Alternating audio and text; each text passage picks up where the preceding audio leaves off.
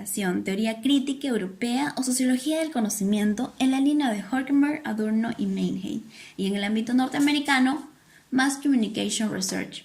La primera investiga las relaciones entre la estructura social y el conocimiento y entre la estructura social y los comunicadores. La Mass Communication Research es una teoría de alcance medio e investigación empírica multidisciplinar enmarcada en el estructural funcionalismo y el conductivismo y cuyas investigaciones se realizan desde el empirismo y el pragmatismo. En los últimos años se han seguido avanzando con aportaciones de las citadas corrientes y enfoques y en una técnica constante entre los planteamientos que subrayan lo estructural y los que se centran en las interacciones e intenciones de los sujetos. Podemos recurrir a Joshua Meyrovitz, que sostiene que la televisión destruye las distinciones sociales y crea una cultura sin sentido de espacio social.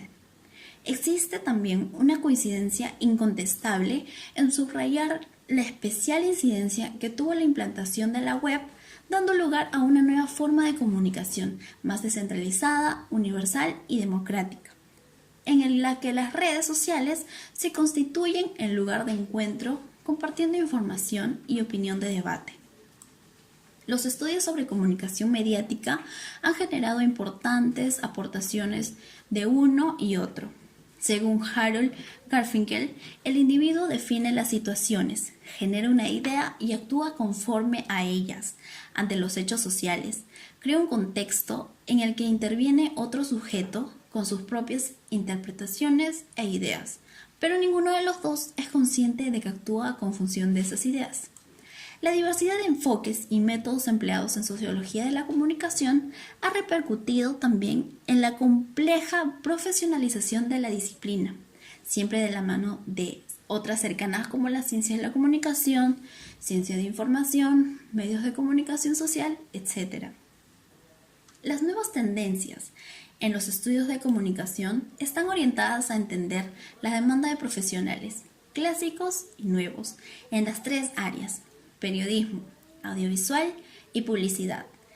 Y en multimedia, DIRCOM, consultores de comunicación, community managers y gestores de portales, radios temáticas, planificadores estratégicos, producción y edición cultural, creación, etc. Más allá de estas actividades comunicativas y de su vertiente social, no puede asegurarse que la sociología de la comunicación haya generado una especialización profesional.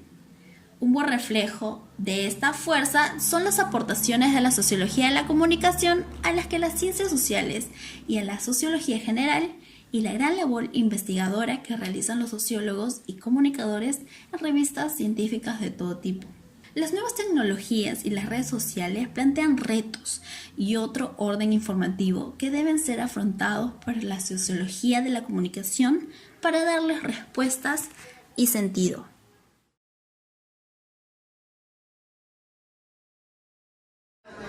Yo creo que el principal aporte de la sociología a la comunicación es entender un poco al público, a la audiencia, ¿no? Yo creo que la sociología tiene un montón de herramientas, sobre todo de análisis, que permite entender en este caso el receptor, ¿no? Entonces, en ese sentido, yo creo que su aporte es fundamental. Y el otro, que creo que es igual de importante que el anterior, es que la sociología también permite entender un poco cómo las sociedades van cambiando, los medios a través de los cuales, medios de comunicación a través de los cuales la gente se comunica, ¿no? Entonces, entender un poco los cambios, ¿no?, tecnológicos, de cómo la gente se comunicaba por teléfono, un teléfono fijo, un teléfono celular, qué cambios, qué influencias, qué impactos puede tener eso. La sociología ayuda a entender eso, ¿no? Entonces, yo creo que esos dos aportes son fundamentales, ¿no? Entender un poco al receptor, el mensaje, la masa, la audiencia, y entender los cambios en los mismos medios de comunicación. La contribución de la sociología al desarrollo de una sociedad no es directo, es bastante indirecto, ¿no? Porque la sociología no es una ciencia que tenga que ver con cosas bien particulares o específicas, como por ejemplo la economía, en este caso las ingenierías en general, ¿no? Entonces, por lo tanto, la contribución es indirecta y se enfoca básicamente en entender cómo nosotros como sociedad vamos evolucionando a través del tiempo, ¿no? Normalmente los sociólogos decimos que la cultura depende mucho del tipo de de cómo está organizado el poder político en una sociedad, ¿no? Por ejemplo, en una dictadura o un régimen no democrático, normalmente la cultura y todo lo que engloba en una sociedad se termina convirtiendo en prensa del régimen o propaganda política, ¿no? Entonces puedo darte un par de ejemplos ahí, ¿no? Durante la época del fujimorismo, en el caso peruano, nuestras expresiones culturales fueron, no sé, diarios chicha, cómicos ambulantes, o en los medios de masivos programas como los tal shows de Laura Voz, etcétera, ¿no?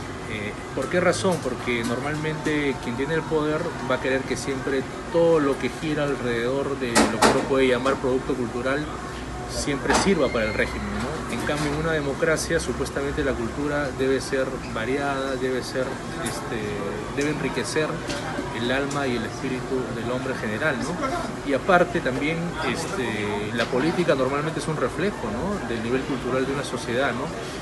Podría terminar diciendo que el nivel del debate, por ejemplo, en el Congreso, o el nivel de la clase política, el nivel del debate de la clase política es el fiel reflejo del nivel cultural de una sociedad, ¿no? Es una relación bastante estrecha, ¿no?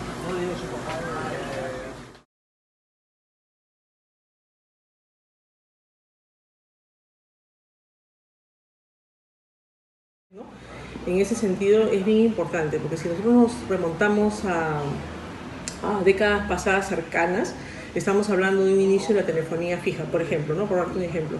Pero esto ha ido evolucionando, ¿no?, hasta llegar a una era digital en donde existen diversas plataformas de comunicación, entonces es muy difícil abstraerse de eso.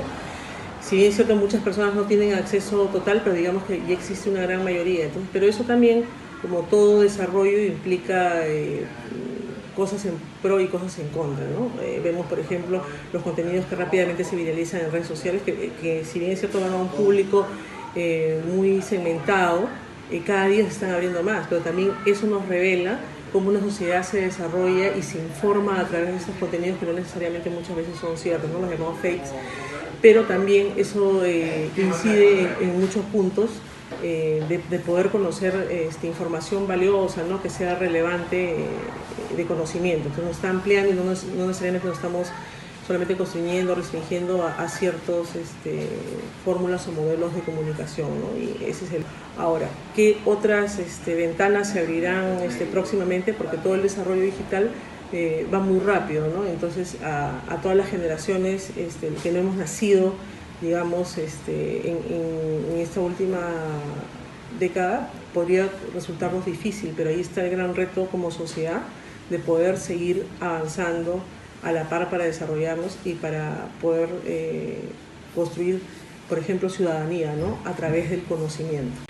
Creo que contribuye muchísimo. ¿Por qué? Porque la sociología nos va a permitir o nos va a dar el insumo para nosotros poder desarrollar un análisis de lo que pasa en nuestra sociedad, ¿no? Entonces su aporte es valiosísimo, ¿no? Porque si bien es cierto, es un intangible, o sea, no es algo que podamos tocar, pero sí podemos reflejarnos a través de ello, ¿no? Y yo creo que en los últimos años, o en las últimas décadas, la sociología pues ha jugado un papel importantísimo, ¿no? Yo creo que en la medida en que nosotros podamos conocernos y reconocernos a través de esos análisis, vamos a poder seguir creciendo como sociedad, ¿no? Que yo creo que una de las grandes falencias que ahora vivimos también es justamente por esa falta de conocimiento, porque a veces no lo queremos ver, ¿no? No necesariamente el desarrollo y la evolución hacia el público consumidor puede haber sido positivo. O sea, hemos pasado incluso por gobiernos como el de Fujimori, por ejemplo, luego gobiernos como el de Toledo. O sea, hemos vivido muchos momentos políticos que la sociología va registrando, ¿no? Y va eso muy cercano a lo que es la comunicación. ¿Por qué? Porque nos permite poder, digamos, empezar qué tan informada puede estar una sociedad respecto a los hechos que ocurren en ella, ¿no? Y eso tú también lo puedes ver en un reflejo de nuestras autoridades políticas, el momento político-social que vivimos, el nacimiento de movimientos ciudadanos, por ejemplo, con el tema de la no violencia hacia la mujer. Ahora también veo que está desarrollando un fenómeno muy interesante con el tema del cuidado de los niños, con la seguridad ciudadana. O sea, son muchos enfoques que antes no se daban, ¿no? Entonces que era muy difícil, digamos, lograr que los medios puedan lanzar su mirada hacia estos. También, por otro lado, también hay una corriente que se resiste digamos, a dar paso, ¿no? Pero también, como el pueblo es muy sabio, ya va rechazando esos contenidos, ¿no? Entonces los medios de comunicación tienen que ser muy agudos para poder darse cuenta hacia dónde es la beta, ¿entiendes? Porque si no hay cambio, o sea, qué es lo que está sucediendo y que va a ser no el futuro, sino el presente, de que muchos medios de comunicación se están transformando del papel hacia lo digital, porque es lo que ahora va, digamos, a dominar el espectro de las comunicaciones, digamos, si hablamos a un nivel local en Perú, pero eso evidentemente es a nivel mundial. De hecho, Perú, creo yo, es uno de los países que aún mantiene muchísimas publicaciones en papel, ¿no? A diferencia de otros continentes, de otros países que ya migraron a la plataforma digital. ¿Por qué? Porque es ahí donde está la fuerza y el poder, y donde a través las masas se comunican, ¿no? También pues tiene como todo